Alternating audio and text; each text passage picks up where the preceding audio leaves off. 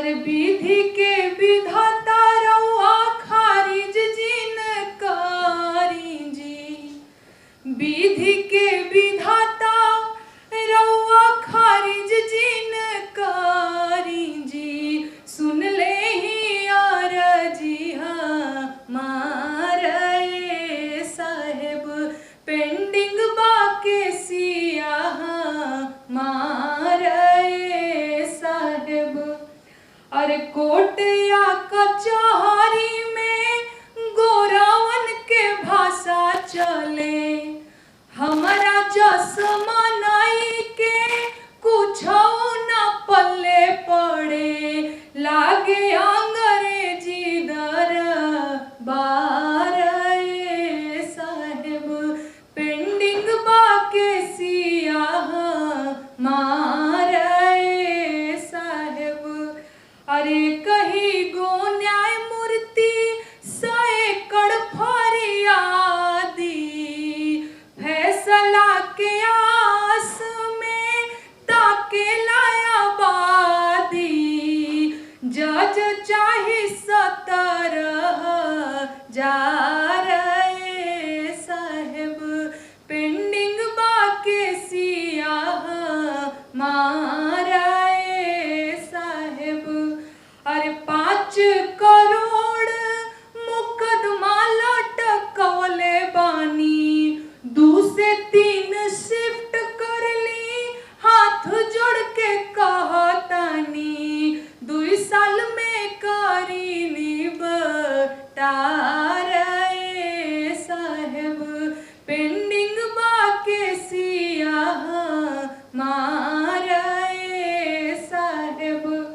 चैत बैसाख सावन भादो में वकालत चले, कार्तिक कुआर अगहन पूस में अदालत खुले, बरहो मास सुनी मोर गोहार साहेब, पेंडिंग बाके सिया हमारे साहेब।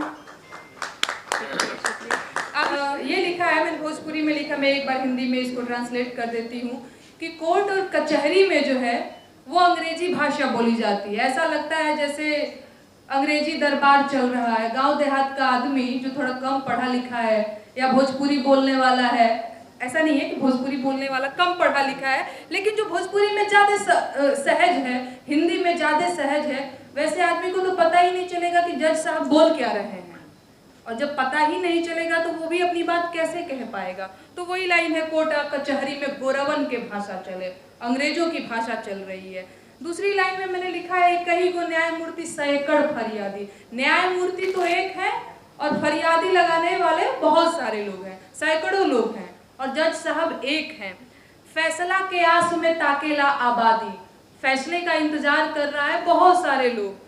जज चाहे 17,000 है साल, इसका मतलब तो समझ में आ रहा होगा ना, 17,000 जज अभी और चाहिए।